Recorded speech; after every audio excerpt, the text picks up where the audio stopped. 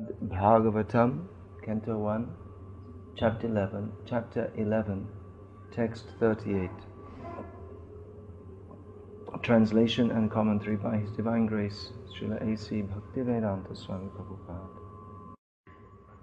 Etat, this, Ishanam, divinity, Ishasya, of this personality of Godhead.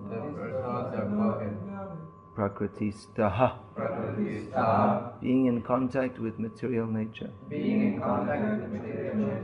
Api, in spite of. Tat gunaihi, by the qualities. Na, never. Yujyate, is affected. Sada atmastahi, by those who are situated in eternity. Yatha, as is. Buddhihi, intelligence. Tat, the Lord. Ashraya, those who are under the shelter of. This is the divinity of the personality of Godhead. He is not affected by the qualities of material nature, even though he is in contact with them. Similarly, the devotees who have taken shelter of the Lord do not become influenced by the material qualities. Purport. In the Vedas and Vedic literatures, Shruti and Smriti, it is affirmed that in the divinity there is nothing material. He is transcendental, nirguna, only, the supreme cognizant. Hari, or the personality of Godhead, is the supreme transcendental person situated beyond the range of material affection. These statements are also confirmed even by Acharya Shankara. One may argue that his relation with the goddesses of fortune may be transcendental, but what about his relation with the Yadu dynasty, being born in that family, or his killing the non-believers like Jarasandha and other asuras directly in contact with the modes of material nature? The other asuras, the answer is that the divinity of the personality of Godhead is never in contact with the qualities of material nature in any circumstances.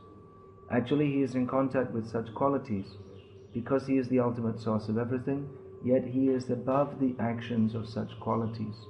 He is known therefore as Yogeshvara, or the master of mystic power, or in other words, the all-powerful. Even his learned devotees are not affected by the influence of the material modes. The great 6 Goswamis of Vrindavan all came from greatly rich and aristocratic families, but when they adopted the life of mendicants at Vrindavan, superficially they appeared to be in wretched conditions of life, but actually they were the richest of all in spiritual values. Such Mahabhagavats, or first-grade devotees, although moving amongst men, are not contaminated by honor or insult, hunger or satisfaction, sleep or wakefulness, which are all resultant actions of the 3 modes of material nature. Similarly, some of them are engaged in worldly dealings yet are unaffected. Unless these neutralities of life are there, one cannot be considered situated in transcendence.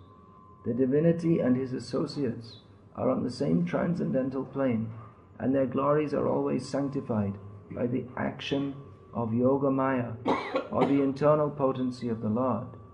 The devotees of the Lord are always transcendental, even if they are sometimes found to have fallen in their behavior. The Lord emphatically declares in the Bhagavad Gita that even if an unalloyed devotee is found to be fallen due to a previous material contamination, he is nevertheless to be accepted as fully transcendental because of his being engaged 100% in the devotional service of the Lord. The Lord protects him always because of his rendering service unto him, and the fallen conditions are to be considered accidental and temporary. They will vanish in no time.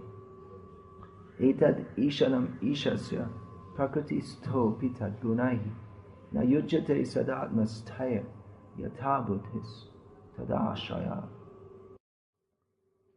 here is stated what might appear to be a redundancy. A redundancy means you say something, it's already clear, it's already understood.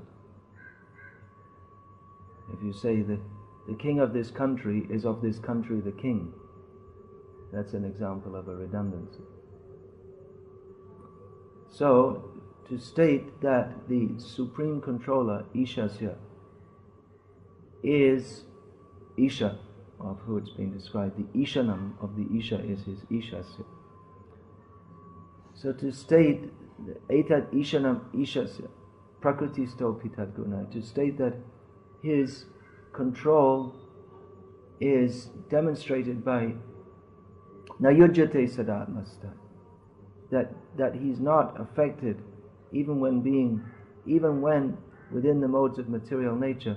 It should be clear that if he's the controller of everything, then he's certainly not controlled by the modes of material nature. But it's being pointed out to make clear, because previous to this it's been described how the Supreme Lord, known as Krishna, appeared to be like a king in Dwarka, and specifically it stated how his coquettish wives would play with him and seduce or attempt to seduce him, and he would reciprocate with him in such a way. So as is often we find in Bhagavatam or throughout the Vaishnava literatures, that even though the basic thesis is given at the beginning that the Supreme Lord is transcendental, from time to time there's a little reminder, just in case we forget, because the tendency might be there to think that we hear that, oh, that doesn't sound very transcendental. He's going with his wives and like an ordinary householder. So a reminder is there that he is the controller, and even though he's situated among the modes of material nature, he is always above them and the controller of them. He's not like a conditioned soul who is prakrite kriyamanani gunai karmani sarvashaha ahankara vimuhatma kartahamiti manite. He's not like a conditioned soul who thinks, due to his false concept of life, thinks himself to be the doer. I am the controller.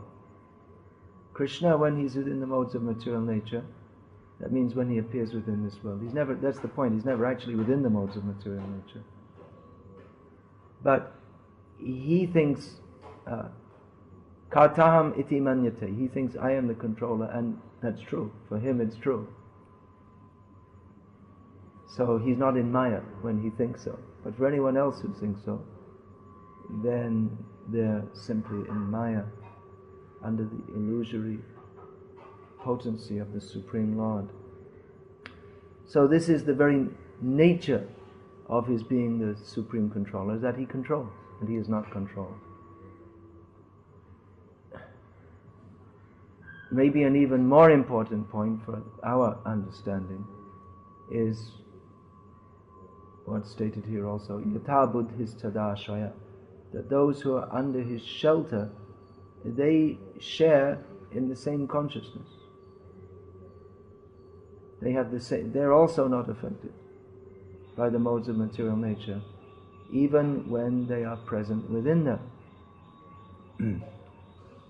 So the queens who were apparently behaving coquettishly with Krishna, well, they were, but they weren't within the three modes of material nature either, because this is all Ananda Chinmaya Rasa. This is all enacted by the spiritual potency.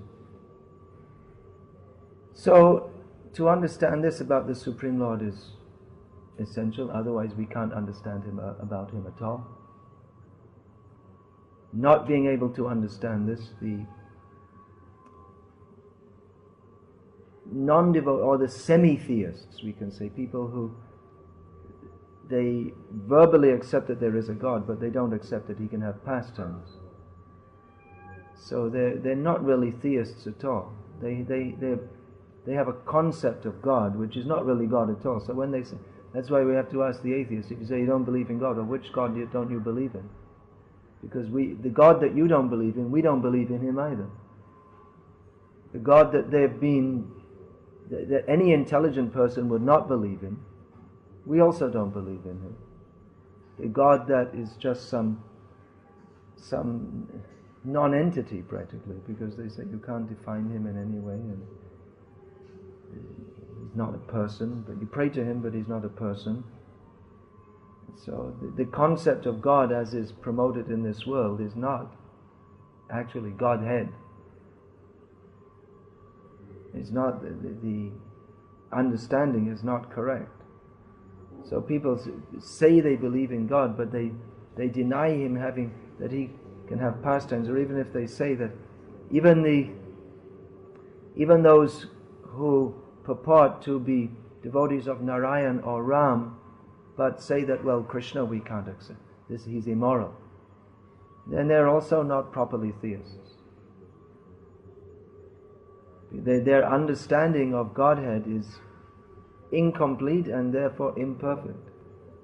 Actual theism means to accept Krishna who dances with the gopis, who induces Yudhishthira to lie, who himself who takes the side of the Pandavas, who steals butter, who passes stool and urine, who comes as Nrsimhadev and rips apart Hiranyakashipu out of his causeless divine mercy. So unless we can accept this, then we deny. If you say God cannot do this, God isn't like this, then we're not actually theists, because we don't accept God as he is. There's a common saying nowadays which is used to justify immoral behavior, that you should just accept everyone as they are. In other words, if someone does something, you just accept it. Whatever they do, you just accept it. But we're in the conditioned situation, so we shouldn't accept people as they are. We should change them as to how they should be. But God, we should accept him as he is. And if we don't, then he doesn't accept us, and we end up accepting ourselves as God in 84 lakh species of life. So this Bhagavatam teaches us to accept Bhagavan as he is.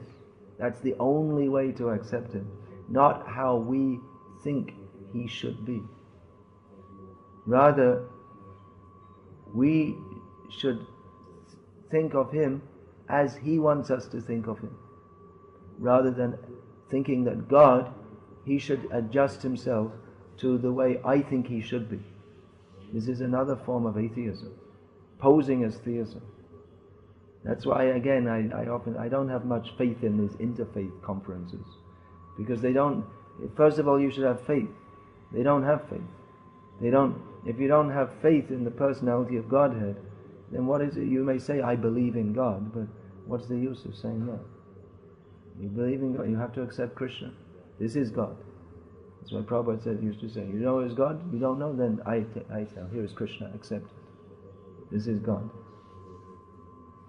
But because people don't know what is the difference between spirit and matter, the first train, they'll jump up to discussing God. First you should go to Bhagavad Gita, first lesson, you're not this body. Understand what is the difference between spirit and matter. But jumping over that, they want to go to discuss who is God, what is the nature of God, what is the nature of devotion. It's all useless without understanding what is the distinction between spirit and matter. Because whatever we say about God or devotion, it's all going to be on the mundane platform. If we don't know what is spirit, if we don't know what is the basic distinction between spirit and matter, then all our so-called faith in God is simply mundane. And to the as long as we're in mundane consciousness, then to the mundaner, Krishna will seem mundane, because their idea of spirit is something ineffable, undefinable. Go wash your hand again. Yeah. Don't put it on your mouth. training. You have to go to the spiritual world. No putting the hands on the mouth.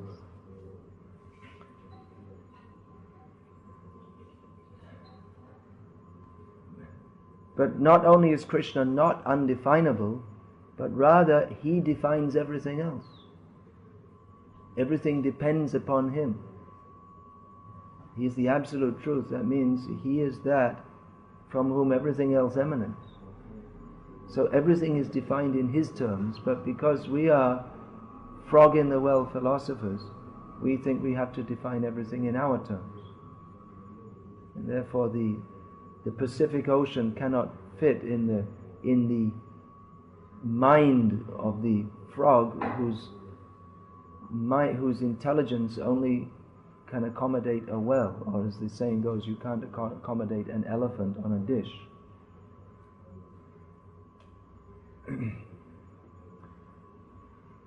So, to the mundaner, Krishna will appear mundane. He cannot but appear mundane. He appears to be, because everything is, even what they call spiritual, it's also mundane. Many people say to us, well, we're interested in spiritualism. Yeah, I also go to this Ravi Shankar and Asharam, and they have no idea if you had any idea what spiritual, I mean, even materially, anyone who's got little intelligence wouldn't go to such people. But what they think of spiritual is a more sophisticated manner of cheating, that's all. So they have no idea what is spiritual life. So when they see Krishna, they must think, man, he's going with women. I also go with women. So Krishna must be mundane. He tells lies. Oh, then I'm better than Krishna. We can accept Ram because he's very moral. We can't accept Krishna. This is absolutely mundane outlook. They have no idea who is Lord Ram. People who say like this. So, at least among the devotees, they accept Krishna. Yes. Krishna is still in bhatta. Wonderful. Worship. Anyone else steals? Throw him in prison. Cut off his hand. The Vedic injunction. Don't throw him in prison. Cut off the hand. But Krishna, worship him. Krishna is dancing with others' wives. Krishna is not dancing with others' wives. Whoever thinks Krishna is dancing with others' wives in Maya, Krishna never danced with anyone's wife, because everyone is his wife. Anyone who thinks I have a wife, they're in Maya, because everyone belongs to Krishna. So, but the materialistic people cannot see this, because they're seeing from this side of reality, which is the perverted reflection. So you'll see everything back to front. I am good and Krishna isn't. Or even, like I was saying, many devotees accept, yes, Krishna, what he's doing, there's something special, yes, we accept that. But they don't understand the devotees. On the neophyte stage, archaya meva haraye pujasya shradhe hayandite natad bhakteshu chanyeshu sabhakta prakrita smita. On the materialistic level of devotion, which is not really divine, and the real devotion didn't really begin, because bhakti begins on madhyamadika, when one actually comes to the transcendental platform. But on the neophyte platform, one recognizes the Supreme Lord, but he doesn't recognize the devotees. So he may think, yes, Krishna is stealing, Krishna is lying. All right, that's very good, that's his lila. Many people know this word lila. They misunderstand. They don't know what it means, but they have a misunderstanding of what it means, and they can fit Krishna's activities into their misunderstanding of lila. So they can explain Krishna, yes, lila. But they cannot recognize devotees. That devotees, some devotees may also perform some activities which appear to be quite mundane. And I haven't come across in my time in Bengal, I had pretty good exposure to all different upper sampradayas and this and that, but I didn't come across such people as were mentioned or severely decried by Srila Vrindavan Das Thakur in his Chaitanya Bhagavat, who said that those who accept Lord Chaitanya but don't accept Lord Nityananda, I kick on their head. So that such people don't seem to be around anymore, or prominent. But it seems at the time of Vrindavan Das and shortly after Chaitanya Mahaprabhu, there are some people who say, well, we accept Chaitanya Mahaprabhu as Bhagavan, but not Nityananda Prabhu. Because, look at the crazy things he used to do. How can we accept him as Bhagavan? He used to sometimes go naked and then he'd walk up to young girls in Navadvip and tell his sannyasi cloth and tell them he wants to marry them. Just go in someone's field and start milking the cow. And just how can you accept him as God? And sometimes getting so angry, kicking Shivananda Sen in the chest. How can we accept him as Bhagavan? But in this regard, that must be in Chaitanya Mangal, I believe. I'm not sure. Anyway, Prabhupada quotes it that Jadapi ama Nityananda Shurabari Jai Tatapi Shei Ma Nityananda Rai. That even if I see Nityananda Prabhu entering a wine shop,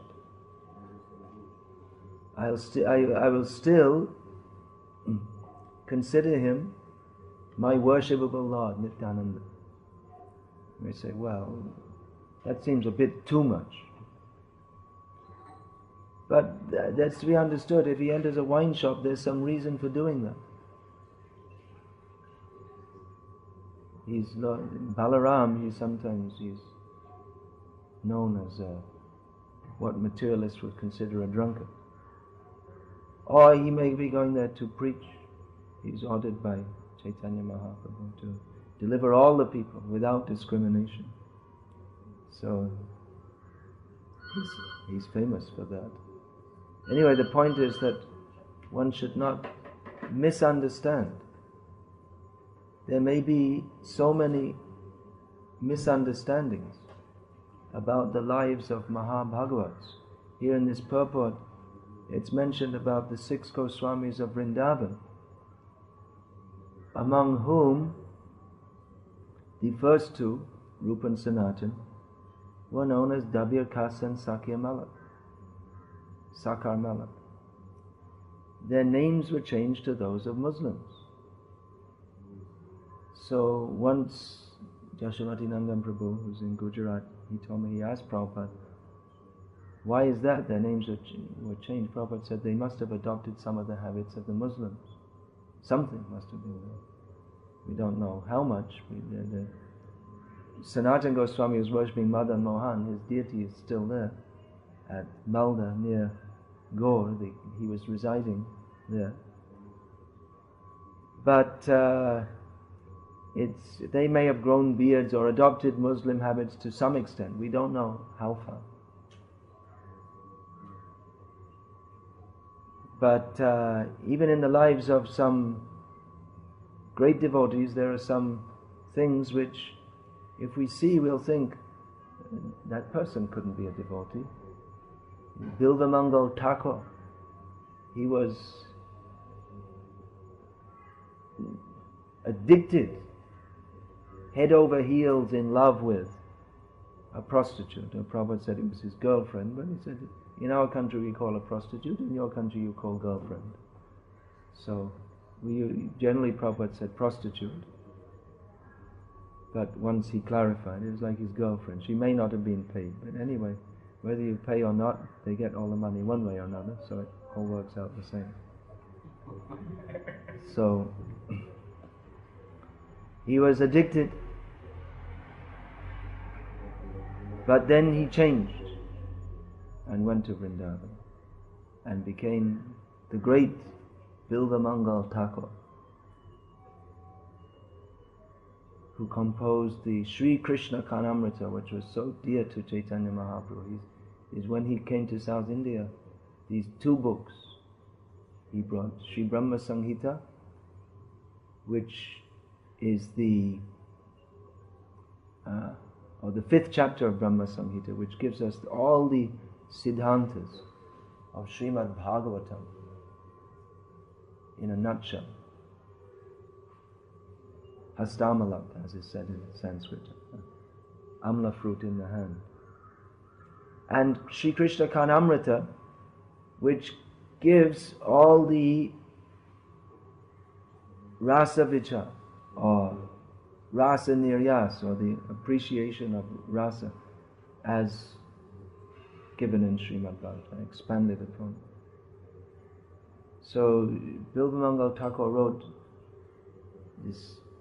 Chaitanya Mahaprabhu, he extolled these two great literatures. He must have come across so many literatures when he was traveling in South India. So many manuscripts, but these two he had copied and brought back. So Bilvamangal was such an exalted devotee, but prior to that he was a worldly, materialistic enjoyer, or so it seemed. In the life of Bhaktivinoda Thakur, he wrote his autobiography, which on the request of his other Vaishnav son, he had two sons who took up Krishna consciousness as the central focus of their lives. One was Lalita Prasad Thakur. So on his request, Bhaktivinoda Thakur composed his autobiography, from which it is clear that Srila Bhaktivinoda Thakur was eating meat and fish at some point in his life, and even appeared to be enjoying it, which should not be broadcast. He said that he told in the beginning of this to Lalita that this should not be published. It should not be given to persons who do not have faith in me. But it's been translated in English and distributed. It's widely available, because in the modern idea we think that everyone should know everything about everything. It's everyone's right and we should understand everything. Bhaktivinoda Thakur, why did he say that? Because people who don't have faith, they won't understand. They'll misunderstand. So it's better for them that it's not told. We think that, because we think that understanding means we have to have all the information, then we can understand. We shall amass all. This is the idea of modern academic progress of knowledge. We'll amass all the information and then we'll understand. So this is impossible. First of all, you can never get all the information about anything. If you want to get all the information about one piece of dust, which you can't even see, I just picked it up, it's so small. You can put 100 scholars all their life studying, you can't get all the information about it. It's not possible. And even if somehow or other you were, still you wouldn't understand anything about it. Because you can't understand, we can't understand anything because we're looking from the wrong perspective, which is from that of a materialistic enjoyer. Whereas we can understand everything by following Krishna's direction. Yo mameva samudho janati purushottamam sasarva vidbhajati mam sarva bhavena bharata. We can understand everything by understanding Krishna as the Supreme Personality of Godhead. And if we don't accept that, then we can't understand anything. So by our modern empiric method, we think that everything should be told to everyone, and in this way, this will increase the progress of human society, human civilization. We will progress more by getting more knowledge and we'll understand more about everything. But as is obvious, people, by getting this information that Bhaktivinoda Thakur was eating meat, they misunderstand it, or they can't understand it. So, how are we to understand this? How are we to understand any of these things? all these different points. Well, how do we understand that Krishna is passing stool and urine? It's right there in Bhagavatam stated. Well, is that mundane? No, everything Krishna does is spiritual. A Vaishnava, whatever he does is completely spiritual. A Vaishnava does not have a material body. Prabhu kahe, Vaishnav deha prakrita kabunai. A prakrita deha Vaishnav chidanandamai. Chaitanya Mahaprabhu told Sanatana Goswami that the body of a Vaishnava is always spiritual, aprakrita, non-material. Aprakrita Vaishnava. So, because Sanatana Goswami, what happened as he was coming from Vrindavan to Puri on Chaitanya Mahaprabhu's order, then due to unclean water passing through the forest, at some point he could only access unclean water, then he got a very severe rash of weeping sores, which means wet. There's all sores. It's always oozing with some pus and horrible things like this. So that's pretty horrible, isn't it? But Chaitanya Mahaprabhu told him that he wanted to give up his body because he's thinking it's so miserable and I can't do any proper service in this body. But Chaitanya Mahaprabhu told him that your body is... then the point that came that Chaitanya Mahaprabhu used to embrace him whenever he saw him. And Sanatana Goswami was saying, therefore he wanted to give up his body. He said, I can't do any service for Chaitanya Mahaprabhu and I'm committing offenses because every time he embraces me and then I contaminate him with all this horrible wet sores from my body. But Chaitanya Mahaprabhu told him that you don't have a material body, your body is entirely spiritual. Now, spiritual body means what? Prakrita Deha Vaishnava Chidanandamai. The body of a Vaishnava is completely spiritual. Chid, with Chit comes Sat and Ananda. So where's the Ananda in a body that's got weeping sores? It's painful, it looks horrible, it smells horrible, it is horrible.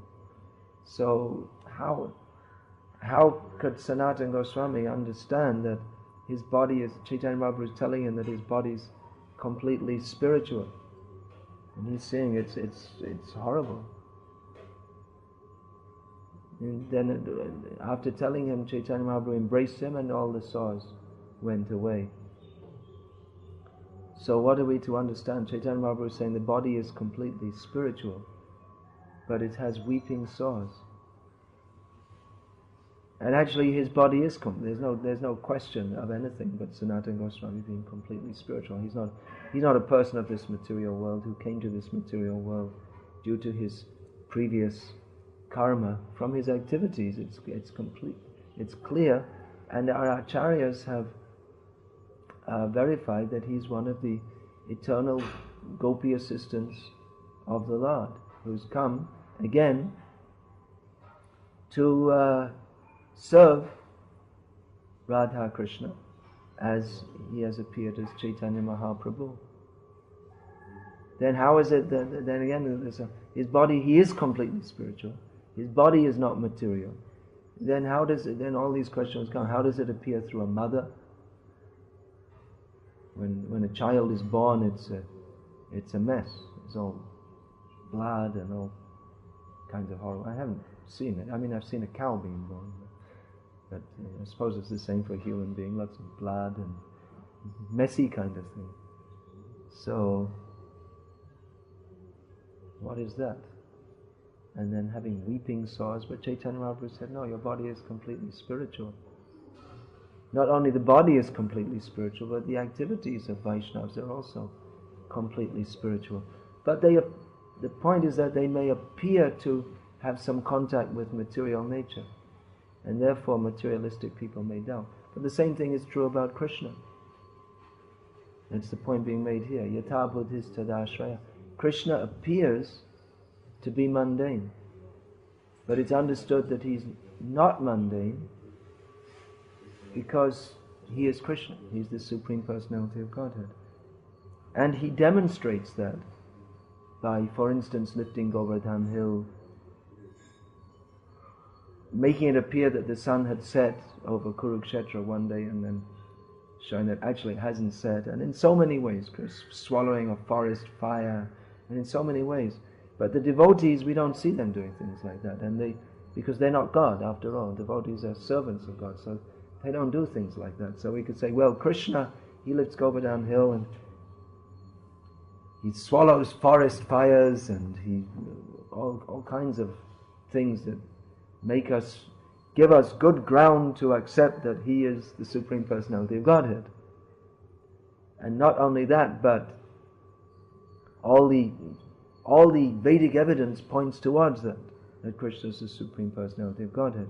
So we can accept that he's transcendental to material nature, and even his apparently material activities, they're all of the nature of Ananda Chinmaya Rasa. They're all lila, which are being conducted for the sake of increasing rasa. But how are we to understand that with devotees? Because we don't see any sign of their divinity as we see with Krishna. We don't see because we have mundane vision. Because we may accept Krishna as God because he lifts Govardhan Hill and jumps off the Pravarshana Hill with Balaram. What was it, 80 miles? Something like 80 miles high, things like that. If we accept, then we have to accept him as God. But devotees, we don't see that. But what we can see if we have the divine vision is this very point, Tada Ashraya, that they are fully under the shelter of the Supreme Personality of Godhead. Mahatmanas tumang partha daiving prakritim ashutaha bhajantyananya manaso gyatva bhutadim abhyayam. Fully under the shelter, what are the symptoms of a Mahatma who is fully under the shelter of the divine energy? Fully under the shelter of the divine energy means not touched by the material energy. What is the symptom? Bhajantyananya manasa. Full absorption in service to Krishna. Gyatva bhutadim abhyayam. With full knowledge of Krishna as the Supreme Personality of Godhead. So that is the symptom of a great devotee. So everything a great devotee does is understood to be entirely spiritual, even if we don't, with our tiny brains, understand what is there, that everything they do is entirely spiritual. But because their consciousness is fully absorbed in serving Krishna, and it's understood that they're not ordinary persons, they're under the shelter of the internal energy of Krishna, who protects. Krishna, internal energy means Radharani and all her assistants. They protect the devotee. This is different to the process of karma, jnana and yoga, where one has to apply himself to the process. And as much as you apply yourself to the process, that much you get the result. But if you stop, if there's some fault in your execution of karma, kandya activities, you get the result of that. If you do something good, you get the result. If you stop doing something good, or you make some fault in your activity, just like King Nriga, then you get the bad result. There's no one there to protect you. Similarly, the jnani, they can go up to the Parampadam, they can go up to the supreme atmosphere. But because they neglect to worship the lotus feet of Krishna, they don't have any shelter. And therefore they fall down again. It all depends on one's own endeavor. But if one takes shelter of the Lord, then even if he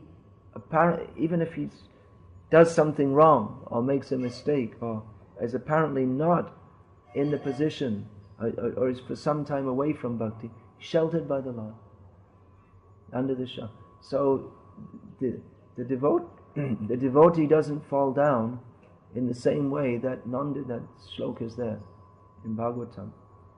The non-devotees, the devotee does not fall down like a non-devotee, because the devotee is specifically sheltered by the Supreme Lord. So a devotee doesn't actually go away from bhakti, even if he appears to do so. Similarly, if anyone says that Bhaktivinoda Thakura ate meat, then we can say he's wrong. He never ate meat. Eating meat is... what is eating meat? It means a materialistic, a desire to enjoy the material energy, to do something for one's own sense gratification. But Srila Bhaktivinoda Thakur is entirely transcendental and spiritual. So there's no question of him doing anything at any time but serve the Lord. He came from the spiritual world to serve the mission of the Lord. That is absolutely clear from his activities. You take any one of his songs, and we can immediately understand that he's on a level of transcendence so high that we could hardly even imagine what is that.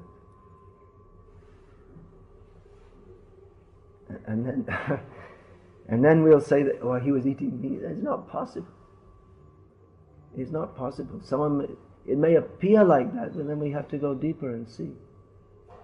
But he himself is writing that I ate meat and I was enjoying eating this fish. What is to be understood by that? This must be some design of the Lord. Something is being shown there. Chaitanya Mahaprabhu has come as Patita Pavana, Mahavadanya Avatar. Chaitanya Mahaprabhu has come to show how even the most fallen can come to the highest level of Krishna consciousness. So, his devotees, they may apparently show some even horrible activities, but we can understand that they have actually no contact with that activity. They don't actually do it. Now we may say, well, from the empirical outlook, they're doing it. It's right there. Bhaktivinoda Thakur wrote himself. So he did it. It's clear. There's evidence. But that's only from the empirical vision, which we cannot see with that vision. We have to see with the adhoksaja vision, or aprakrita, from the other side of reality. From our side of reality, from the side that we see from, Bhaktivinoda Thakur was eating meat. Bilvamangal Thakur was associating with a girlfriend, illicit sex. Our own Srila Prabhupada was a businessman who was maybe attached to his family. It may appear like that. But if we see from the other side of reality, which is actual vision, Krishna consciousness means to see the universe as Krishna sees it, then we can understand that if we see the whole eternity, how these devotees are on the topmost level of transcendence that cannot be imagined even by great yogis and tapasvis. They cannot even begin to understand what is the eternal service of these great devotees. And then we'll say they're eating meat, associating with girlfriends, and having business attachments. No, that is a speck. That is not reality. That is a speck in time, just a tiny point, which has got nothing to do with their actual transcendental existence of always being absorbed in serving the Lord. So then why this? Why does it come like that? Why do they have this? This can be understood. This is explained by our acharyas as Asura Vimohana Lila. It is also Lila. And how can you say that's Lila? It's Lila, which is meant for, means everything they do is conducted by the internal potency of Krishna. Nothing by the external potency, therefore Lila. But it is specifically designed to bewilder the atheist. You may say, well, that's just some excuse. But then we find that one avatar of the Lord, his whole Leela is only, everything he did was only Asura Vimohana Leela, namely Lord Buddha. Sammohaya Sura Dvisham. Atakalo, what is that? Atakalo Pravrishite. Sammohaya Sura Dvisham. Buddho nam nanjana sutta kikateshu bhavishyati. In advance, bhavishyati, Vyasadeva has predicted that his whole lila is meant for sammohaya sura dvisham, for bewildering those who are envious of the devotees, of the seers. So his whole lila is that. And we have, Krishna also does. How Krishna left this world. He died being shot by the arrowhead of Jara. You see, Krishna also died. You can go to the place where he was killed. So that's very nice for the atheists. Yes, you see, this is the place where Krishna was killed. That Krishna gives them fuel for their fire of envy, which they will convert into the fire of lust. So Krishna gives them fuel for that. You want to think I'm dead? Okay. So, but then you just consider, is that possible? That Krishna, who himself maintains, creates and destroys all the worlds, who could not be defeated in hundreds of battles that he fought against all tremendous forces. Single-handedly he destroyed the forces of Jarasandha 17 times. And then he was killed by the roughly fashioned arrowhead of a hunter that landed in his foot. You know, if anyone shoots you in the foot, no one dies. Of course you could say poison, that's possible. But even then, how can you? Krishna is fully spiritual. The story comes in Mahabharata, but it's explained in Srimad Bhagavatam for those who want to go beyond the topics of Mahabharata, the presentation which will appear superficial to the superficial in Mahabharata. That is explained for those who are not superficial, those who are sargrahi, those who want to know what is the actual essence. Then they come to Srimad Bhagavatam, which is sarvaveta itihasanam saram saram udahritam. It is the extracted essence of the essence of all the Vedic literatures. And in that, Krishna, we find Jara comes up and he's very sorry, and he says, doesn't matter, it's my Leela. I wanted like this just to give some fuel for the fire of the envy of the empiricists. They say we have empiric evidence that Krishna died. It's right here in the Shastra. So Krishna said, okay, you want material? Okay, here's my body. You can bury it or whatever you want. And in his original, or as then he went, that means his original transcendental form went to where he came from, where he'd also never left, back to the spiritual world. So the Supreme Lord and his devotees, under they perform this Asura Vimohana Lila. There may be some difference because Krishna is the Isha, he is the controller, and the devotees, they're not the controllers. So Krishna, he may be aware that this is my Leela, and the devotees may not be. They have the feeling that Amar Jivan Shada Pape Rata Nahika Punyara Lesh. They have the feeling, there's no piety in my life, I'm simply the most sinful person. They may actually feel like that. I'm always performing sinful activities. But actually they're under the Leela Shakti of the Supreme Lord. So the great devotees, they never perform any material activity. They never have any thought but to serve Krishna. And that is, even if apparently they perform some, in their previous activities they perform something which appears immoral or adharmic, it is seen from their later activities what is their actual situation. Because no one, just by doing a little sadhana, is not expected that you can suddenly start to write as Bhaktivinoda Thakura did and preach as he did. It's no amount of sadhana. This is clearly coming.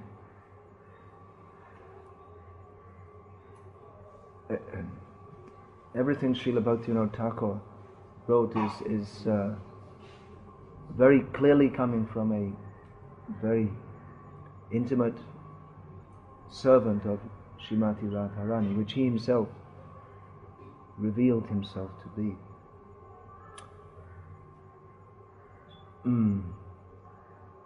Now it may appear that even a great devotee, they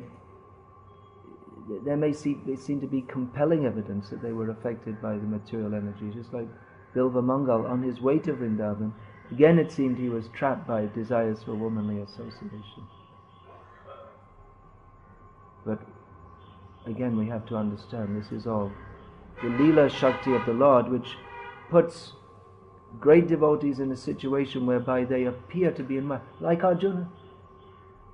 How could Arjuna be so bewildered that he identified in terms of the body?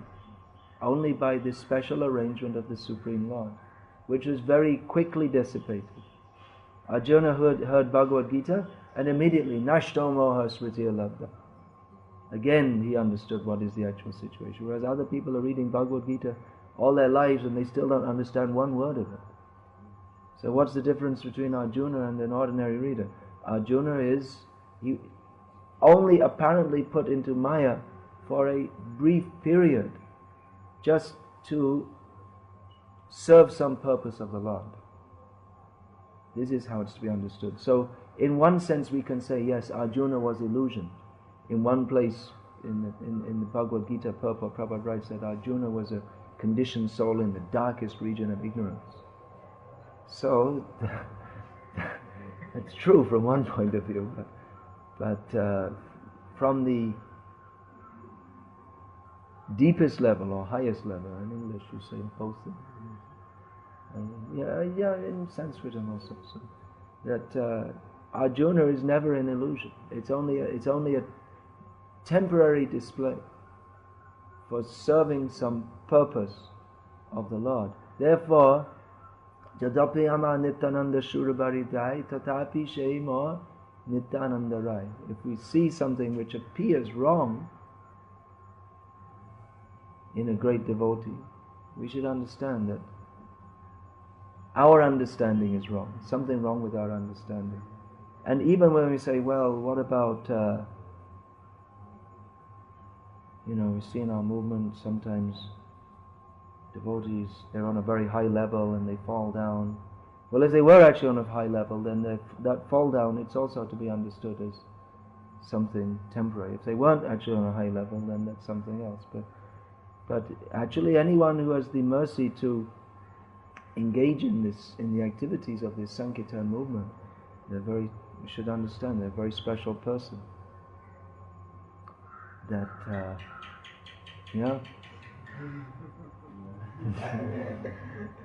anyone who has the opportunity to do such service is not an ordinary person, even though in many ways they may appear to be a very ordinary person.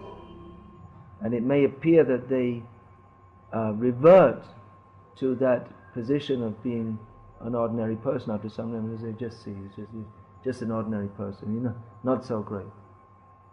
But what gave him what desire of the Supreme Lord gave him that opportunity to serve in that way, which we didn't get. So we may say, well, they're actually all neophytes and this and that, but persons who have contributed to Srila Prabhupada's mission, they're not ordinary persons. Even if they appear to be in some material difficulty. Now we may not be on the level of, we don't know, we can't say, because who are we to say, but they may not be from the level of the very highest or greatest devotees. It would appear like that, although appearances can be deceptive.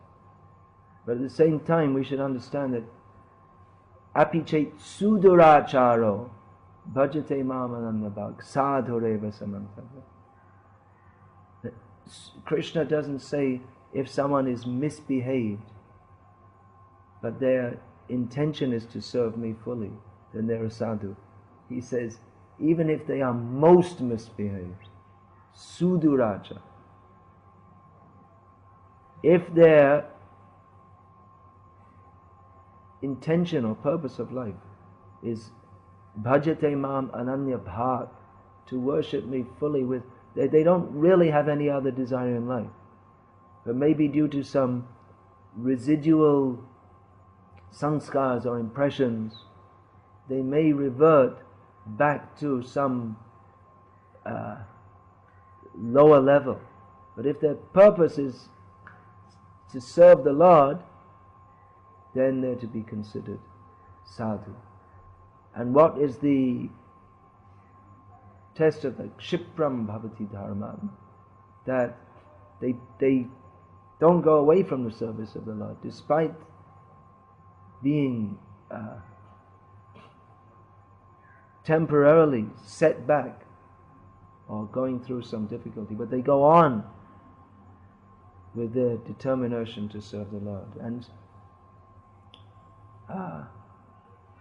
what is it?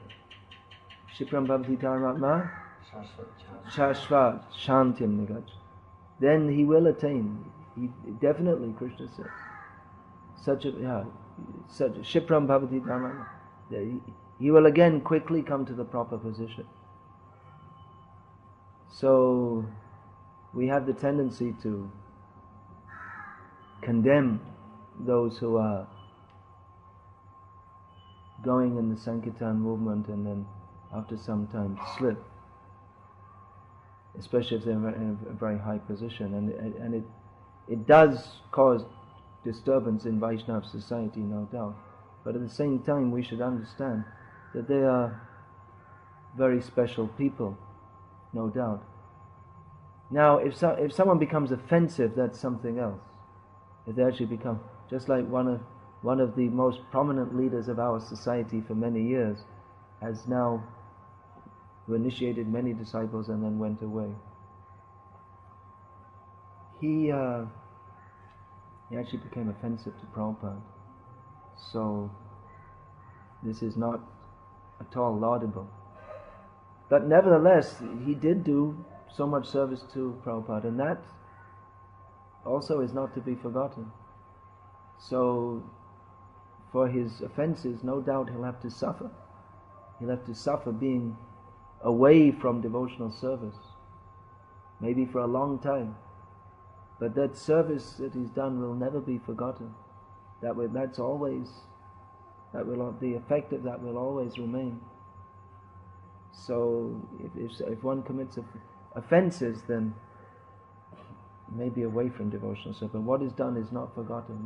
That will be remembered. And for one who has some sensual difficulty, or then that's Krishna says that's hardly even to be considered, if their determination is to serve me.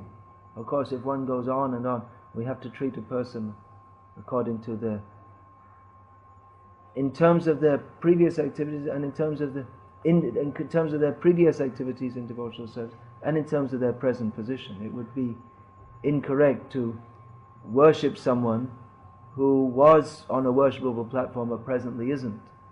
But at the same time, we should understand that if they're trying to serve Krishna, then they are to be respected, and Krishna will certainly help them. This is clearly stated throughout Bhagavatam. Navaijano jatu katanchana mukunda seganya vadanga sangsujana smaran mukundargi upagohanam puna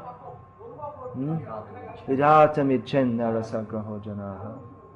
That Narad Muni states that, who himself appeared to be in a fallen situation for some time, temporary. Sometimes people tell the story of Narad becoming a monkey or all this, but I never, you shouldn't say such stories. That shouldn't be taught. But the devotee who's once tasted the nectar of Krishna consciousness, they cannot leave that actually. They may appear to be like a pakka materialist, but the memory of their service to Krishna is fresh in their heart. The memory of service to Krishna is in everyone's heart, but in most people's heart it's very, very deeply buried. But in the heart of those who have very sincerely served Krishna recently, then they may attempt to forget Krishna, but it's not possible for them, and especially because they are Mahatmanas tumang prata daiving prakriti masha, because they've come under the shelter of the material end, of the spiritual energy. Then the spiritual, if they try to go in the material energy, then the spiritual energy, who is the control of the material energy, who is only her expansion, she'll give some special nice treatment. The spiritual energy will act through the material energy in some very specially unrelishable ways, so that the person who is trying to forget Krishna will very soon remember that I have no other shelter but Krishna. So they don't actually leave the shelter of Krishna's lotus feet. They may think they're doing, and they may appear to do so, but Krishna doesn't let them go. Not by force, but by giving the taste of his lotus feet, the taste of his... They can't forget that, because they've experienced it. So we should be very careful in our understanding of Vaishnavas, and very careful about what we say to others about Vaishnavas, and what should be told to others, what shouldn't be told, and how we should understand. We should be careful about all these things.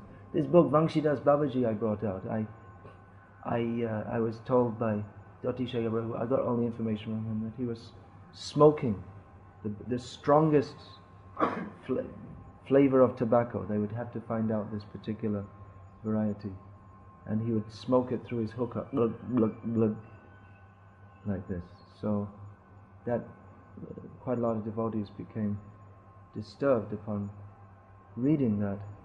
And then Bhakti Vaibhav Puri Maharaj, he told me for putting that in the book I should have been shot. And then Bhakti Pramod Puri Maharaj said that actually he never smoked. So I thought that, well, no, he did smoke, it's a fact. And now I understand, he didn't smoke.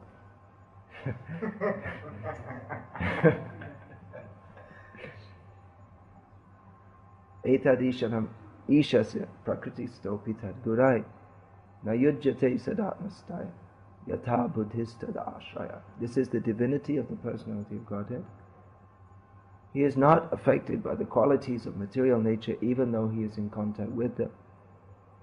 Similarly, the devotees who have taken shelter of the Lord do not become influenced by the material qualities. Are there any questions about this? Yeah. You know the acharyas of Sampradayas. Can you get this?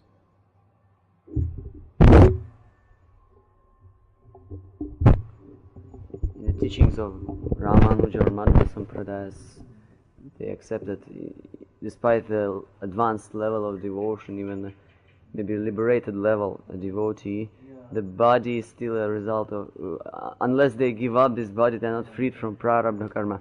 So from the point of view of Gaudiya Vaishnavism, can we tell they were mistaken? Yes. Not only mistaken, but it's offensive. It's apasiddhanta. According to this, if they're eternal associates of the Lord has thrown them into material nature. You see, it's a state of consciousness. One may have, just like we say Prabhupada's body was material. Why material? It got sick. We say Prabhupada's body is spiritual. Then why spiritual? It got sick. Prabhupada was affected by the heat and the cold. Actually, Prabhupada wasn't. Sometimes, often he would be, but then at other times, just he would show his opulence of not having any contact with material nature. But often he would put on warm clothing when he would go out for a walk. He'd become sick. What spiritual? Spiritual is that every atom in Prabhupada's body is surcharged with the attitude of service. He's only serving. That body is only for serving. There's no thought of anything but service to Krishna, so the body is entirely spiritual. We have the concept in Gauriya, some concept like that, Vastu Siddhi and Swarup Siddhi in Gauriya Vaishnavism, that the complete perfection is when you get an entirely spiritual body in the spiritual world. But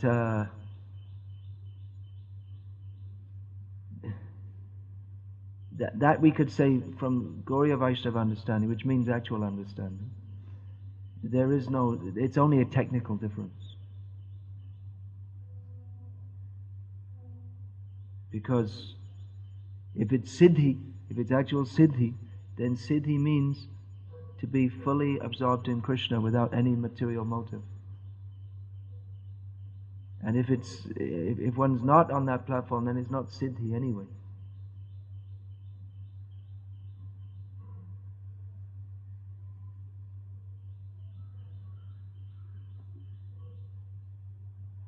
Just like the deity form of the Lord. Compare it to that, like it is not different from the Lord. On the other hand, we deal with the deity as we deal with matter. Like we don't wash the wooden murtis, and like we're dealing with them but in substance it's a spiritual. That this is a prakrita, he is a prakrita. And this is a leela of the Lord, that he accepts this form and becomes dependent upon us, apparently dependent upon us.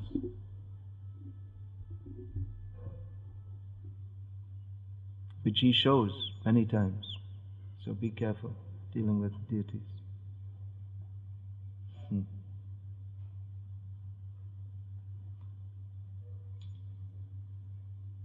So many instances, hundreds, thousands, aren't there? Deities reciprocating with the devotees. So many. Shubhag Maharaj, this is in London, and maybe it must have been 1976. Sometimes he was dressing the deities, and then sometimes this pin he'd accidentally scratch, then he himself would find Krishna would scratch him back. He told me once. He would find on his hand some big scratch. Where it came from, didn't know. Well, he knew, but no ordinary scratch.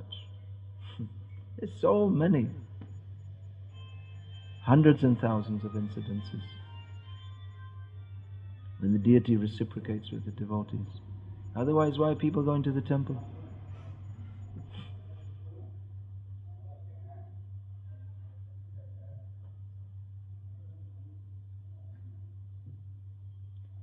Yeah. Then? Examples are given in Shastra that the Lord is just like an actor, acting and is not seen. He's actually is not seen. No, well, the example of an actor is that he's seen but he's not understood who he is. Yeah. That's the he's seen but we don't recognize him, who he actually is. But yeah, this analogy kind of supposes that the actor actually is not the activity of a person who acts, like kind of, it kind of brings. Well, it's an analogy. Maya javani kakchanam agyad hokshajamavyam nalakshasi murhadrisha nato natyadharo yatha.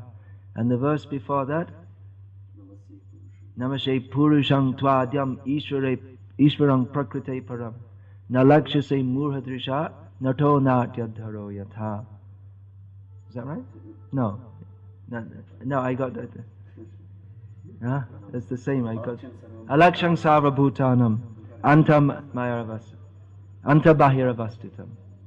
So here it's being stated that he is the Supreme Lord above the platform of Maya, above the three modes of material nature, who is within and without everything, but he is not seen as such by foolish people. He is not recognized by foolish people as such. Now, so this is from the platform of seeing him as Ishvara, that he acts like an ordinary person in the eyes of persons who don't understand him as Ishvara, as the supreme controller. And if we come to the platform of understanding him as Leela Purushottama, then again there's a different vision. This is Kunti's vision.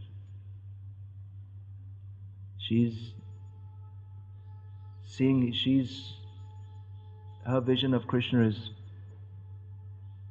Aishvaryamai Drishti. So she sees that his basic nature is that of the Supreme Lord. And if you go higher, then they'll have a different vision. So ordinary people don't recognize him as the Supreme Lord,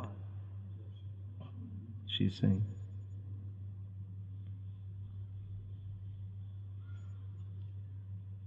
And that could be also said of the Vrajavasis. But then they cannot, that is not muhadrisha, that is not due to their foolish vision, but that is due to their, atyutkrisht drishti, topmost excellent vision.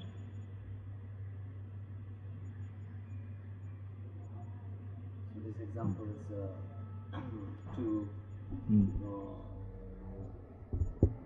make one kind of, like as you mentioned, for Aishwarya concept of God. Him as the Supreme Lord. Yeah. Even though he performs activities which don't seem like those of the Supreme Lord, he is still the Supreme Lord. There are so many prayers there. Gopyadade Twai. Anyway, Yashoda Mai is chastising him, and Krishna becomes afraid of her, even though fear personified is afraid of Krishna. So she gives some examples. So it's very difficult to understand. This analogy can be twisted by some. Can be, that therefore this analogy can be twisted. Therefore, we hear Srimad Bhagavatam in the Bhagavad Parampara, not in the Adhyakshik Parampara, the Parampara of empiricists. Everything can be twisted. Everything can be twisted, and everything is twisted. Therefore, we have to go to those who are not crooked, those who are straight.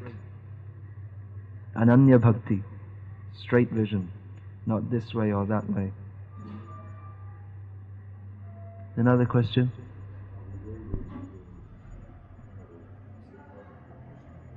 You said that we should respect everyone as a Vaishnava. In the society. In the society of Vaishnavas. In the society of Vaishnavas. Well, yeah, who's a Vaishnava, we should respect as Vaishnavas. To consider Vaishnavas non-Vaishnavas, or to consider non-Vaishnavas as Vaishnavas, both activities are non-Vaishnava.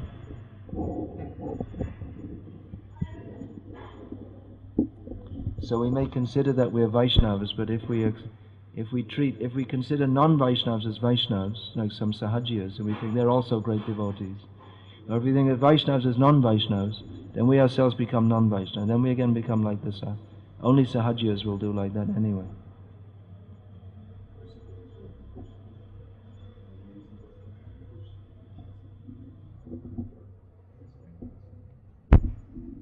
This saying that we should respect all Vaishnavas is commonly misused by Sahajiyas to justify their sinful activities in the name of Vaishnavism.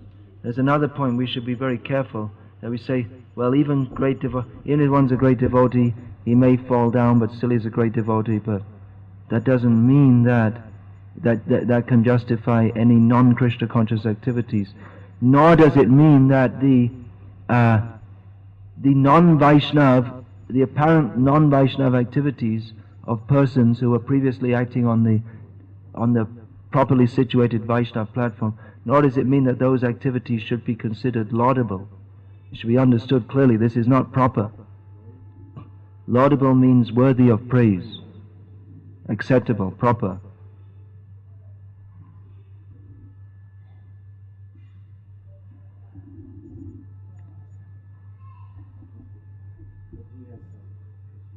Okay.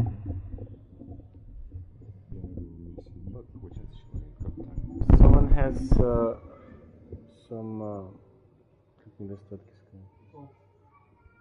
someone has some faults, but he doesn't want to, to reform himself. So what our attitude should be towards such devotee? One who has faults but doesn't want to reform is insincere. According to Srila Bhaktivinoda Saraswati Thakura, we should keep it, just as we are advised to keep a long distance from animals with horns, so we should keep a long distance from insincere persons. They're dangerous.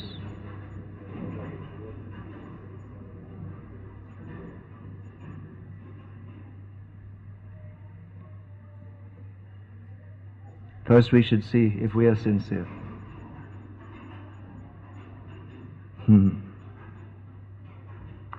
Hare Krishna. Srimad Bhagavatam ki jai. Srila Prabhupada ki jai. Hare Krishna.